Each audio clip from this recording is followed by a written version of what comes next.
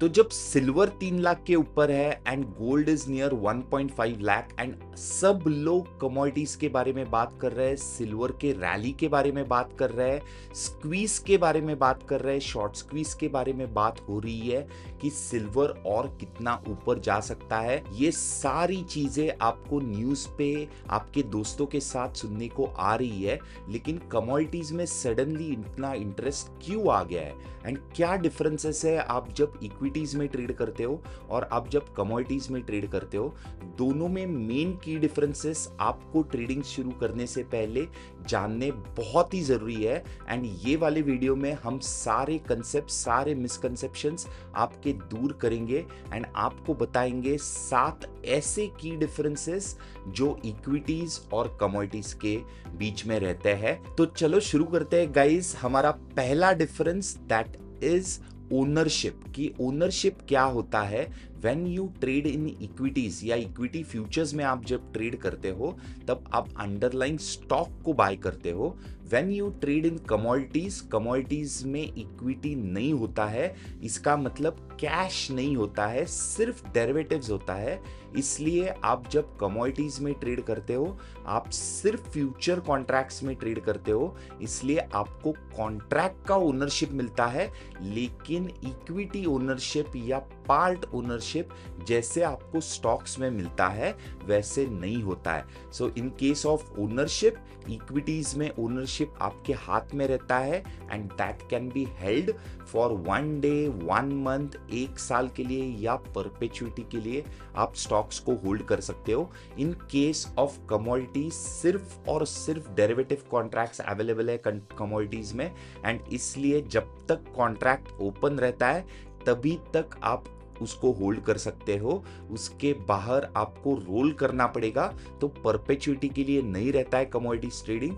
Commodities trading is a short term thing whereas equity trading is a long term investment. तो सबसे बड़ा difference क्या है? Ownership type और टाइप ऑफ इन्वेस्टमेंट में। Now let's come to the second and the main point that is price drivers and volatility. तो price drivers क्या होते हैं? जब भी इंडेक्स या स्टॉक्स ऊपर जाते हैं those go up because of 3-4 main factors. ये क्या रहता है?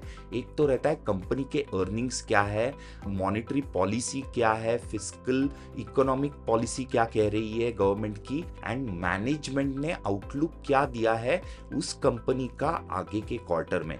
इन केस ऑफ कमोडिटीज अर्निंग्स नहीं रहती है, देयर इज नो अर्निंग्स। सो हम क्या ट्रेड कर रहे हैं? हम ट्रेड कर रहे हैं डिमांड और सप्लाई को, wherein a lot of other factors also play a important role.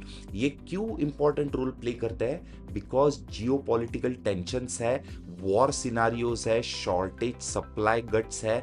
So all these factors, because commodity एक क्या है? एक फिजिकल एसेट है। जब आप गोल्ड या सिल्वर को बाय करते हो या क्रूड को बाय करते हो तब क्या होता है कि रिफाइनरी में जितना प्रोडक्शन हो रहा है उसके ऊपर ये डिपेंडेंट रहता है and that causes a major global linkage to this commodity. इसका मतलब क्या है कि सिर्फ इंडियन प्राइसेस आइसोलेशन में नहीं चलते हैं, ये चलते हैं ग्लोबल मार्केट्स कैसे बिहेव कर रहे हैं, ग्लोबल डिमांड सप्लाई कैसा है उस कमोडिटीज पे, ये सारे ड्राइवर्स रहते हैं कमोडिटी प्राइस के। That comes to our third point, volatility, कि ये जब ग्लोबली लिंक्ड है तब इसमें वोलेटिलिटी कितना रहता है। तो आप जब इंडियन इक्विटीज या इंडियन डेरिवेटिव्स पे ट्रेड करते हो, आपने विक्स का नाम बहुत बार सुना होगा कि VIX is near its life low, 10 के नीचे विक्स चला गया है एंड अभी करंटली वो 11, 11.5 पे ट्रेड हो रहा है। ये विक्स हमको क्या बताता है कि इक्विटी इंडेक्स पे वोलेटिलिटी कितना है। तो सिमिलरली अगर हम वोलेटिलिटी एनर्जी और प्रेशियस मेटल्स की देखें तो एनर्जी में natural gas is a highly volatile instrument जिसकी वोलेटिलिटी 100% के ऊपर भी जाती है। इसका मतलब दिन में वो 10-10% भी मूव हो सकता है। उसके साथ साथ अगर क्रूड की बात करें तो क्रूड की भी वोलेटिलिटी इज रफली in the range of 30 to 35%। इसका मतलब क्या है कि इक्विटीज हमारे पास है जो 11-12% पे ट्रेड हो रही है, एंड कमोडिटीज है जो हायर एंड पे लगभग 30-40% विक्स है उनका, या उनका विक्स का इंडेक्स अगर देखोगे तो that is telling us it is about 30 to 40। तो इसका मतलब क्या है, 4 गुना ज्यादा वोलेटिलिटी मिलेगा आपको on in the commodity side than in the equity side. ये जब डिफरेंस आता है तब अपॉर्चुनिटीज एंड रिस्क दोनों बढ़ जाता है कमोडिटीज ट्रेडिंग में, एंड इसलिए कमोडिटीज ट्रेडिंग ट्रेडर्स प्रिफर करते हैं बिकॉज उधर मोमेंट्स बहुत ज़्यादा रहता है, प्राइस एक्शन सही से चलता है, एंड आप अलग अलग स्ट्रैटेजीज भी डिप्लॉय कर सकते हो। तीसरे पॉइंट की तरफ मुड़ते हैं एंड जानते हैं कि कमोडिटीज आप ट्रेड कहाँ कर सकते हो एंड टाइमिंग्स क्या रहते हैं। तो आपको पता है कि इक्विटीज आप एनएससी या बीएससी में ट्रेड करते हो, जिसका टाइमिंग्स रहता है सुबह 9:15 से लेके 3:30 तक। On the other hand commodities market is open for a longer duration, ये लगभग 15.5 घंटे ओपन रहता है। तो ये सुबह 9 बजे खुलता है एंड रात को 11:30 बजे बंद होता है। In both the cases commodities में जो वोलेटिलिटी है वो अलग अलग सेशंस में देखने को मिलती है हमको। एक रहता है यूरोपियन सेशन, एक रहता है जिसको लंदन सेशन भी बोलते हैं, सेकंड इज आर न्यूयॉर्क या यूएस सेशन, जहां नाइमेक्स का ओवरलैप होता है, एंड शाम को 7 बजे से लेके 9:30 बजे तक commodities market is highly active, and आपको बहुत सारा वोलेटिलिटी उस पीरियड में देखने को मिल सकता है। But the other important part is कि ये बहुत समय के लिए खुला रहने की वजह से क्या होता है कि जो ग्लोबल प्राइस डिस्कवरी है या ग्लोबल प्राइस मूवमेंट है वो हमको इंडियन मार्केट्स पे देखने को मिल सकती है। एंड कमोडिटीज आप ट्रेड करते हो मल्टी कमोडिटी एक्सचेंज या एमसीएक्स पे, जिसपे आप सुबह 9 बजे से लेके रात को 11:30 बजे तक आप ट्रेड कर सकते हो। लेकिन ट्रेडिंग का टाइमिंग वोलेटाइल सेशन पहला कुछ पीरियड रहता है, and the second volatility starts in the afternoon, जब लंदन सेशन भी एक्टिवेट हो जाता है, एंड शाम को when the New York session is open, that is where the maximum volatility या प्राइस एक्शन मोमेंट आपको देखने को मिल सकता है। तो की टाइमिंग्स ध्यान पे रखो, हमने एक वीडियो भी बनाया है उसके ऊपर, अगर आपने वो देखा नहीं है तो वो प्लीज देखिए, link is there in the description as well. Moving on, अभी बात करते हैं कि चलो इक्विटीज पे तो आप ट्रेड कर रहे हो, आपको लेवरेज भी मिल रहा है डेरिवेटिव्स में, तो कमोडिटीज में लेवरेज कैसे वर्क होता है, कॉन्ट्रैक्ट स्ट्रक्चर कैसे होता है, एंड क्या स्पेसिफिकेशंस रहते हैं उसके। तो फर्स्ट ऑफ ऑल हमेशा कमोडिटी जो रहता है, जो प्रेशस मेटल्स है वो फिजिकली डिलीवर्ड रहते हैं, जो एनर्जी के कॉन्ट्रैक्ट्स है यानी क्रूड नेचुरल गैस, ये जो है ये आपके नॉन डिलीवरी आइटम्स है। तो जैसे इक्विटीज में कैश सेटल्ड होता है, सिमिलरली कमोडिटीज में भी कैश सेटलमेंट होगा गाइस, इसमें भी फिजिकल डिलीवरी नहीं होगी।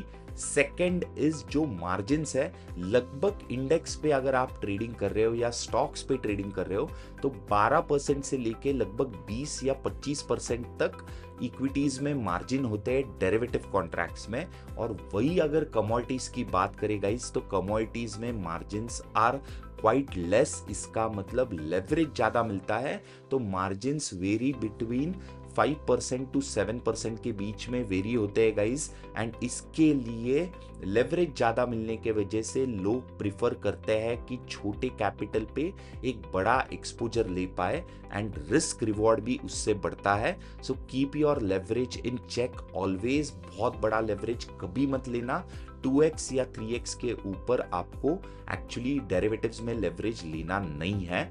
बट स्टिल अगर हम कंपैरिजन की बात करें तो की डिफरेंसेस में लेवरेज एक बहुत बड़ा फैक्टर होता है, जो इक्विटीज से ज्यादा आपको कमोडिटीज में मिलता है, एंड इसका बेनिफिट आप यूज कर सकते हो। Second is contract structure and expiries. तो जनरली कमोडिटीज की एक्सपायरी एक फिक्स डेट पे या फिक्स डे पे नहीं होती है, जैसे हम इक्विटीज में ट्यूसडे और थर्सडे को एक्सपायरी देखते हैं गाइस, वैसे कमोडिटीज में नहीं रहता है, there isn't a fix day. लेकिन अभी के लिए 19th of the every month जिसपे एक्सपायरीज बन रही है क्रूड नेचुरल गैस की, and 17th of the every month option की एक्सपायरीज रहती है। यस, आपने सही सुना, तो ऑप्शन की एक्सपायरी अलग दिन पे रहती है, फ्यूचर्स की एक्सपायरी अलग दिन पे रहती है। इसका मतलब क्या है कि ऑप्शन के जो इन द मनी कॉन्ट्रैक्ट्स है वो फ्यूचर्स में कन्वर्ट हो जाते हैं एंड लास्ट के 2 दिन वो फ्यूचर्स में ट्रेड करते हैं।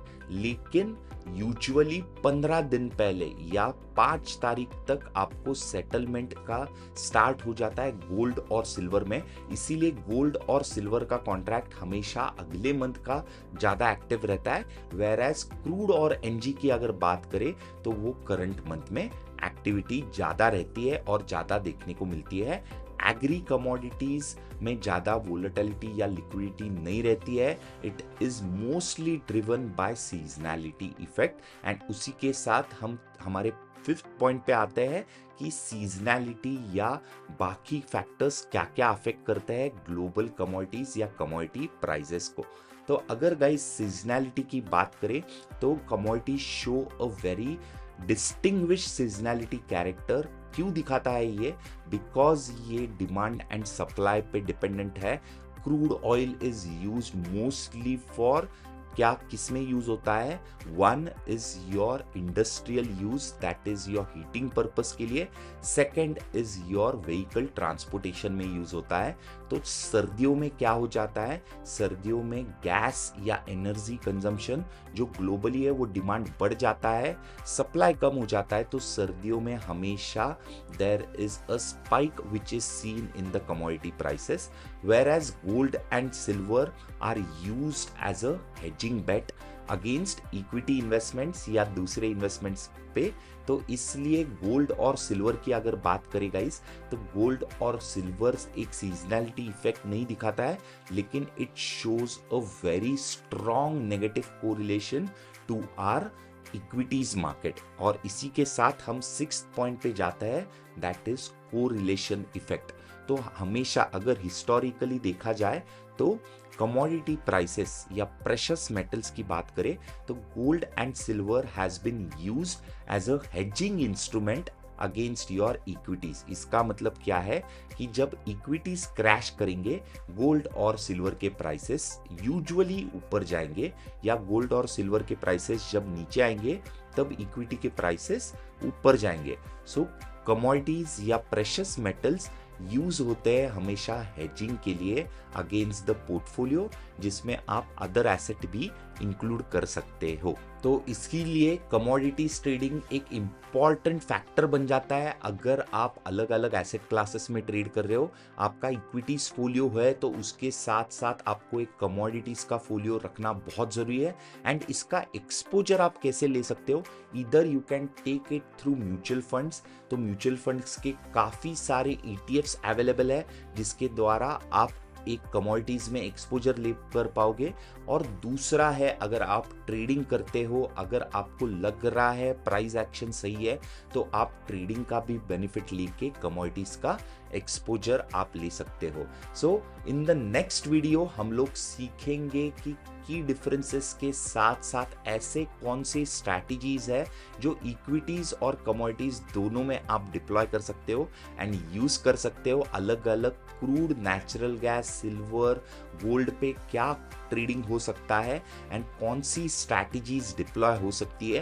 एंड गाइस, अगर आपको ये वीडियो पसंद आया तो लाइक कीजिएगा हमारा वीडियो को, सब्सक्राइब कीजिएगा हमारे चैनल को, एंड ऐसे इंसाइटफुल चीजें हम आपके लिए लेकर आएंगे। सो मेरा नाम था गाइस तन्मय, एंड आपसे बात होती ही रहेगी in the next video. See you all once again in the next video on commodities with grow.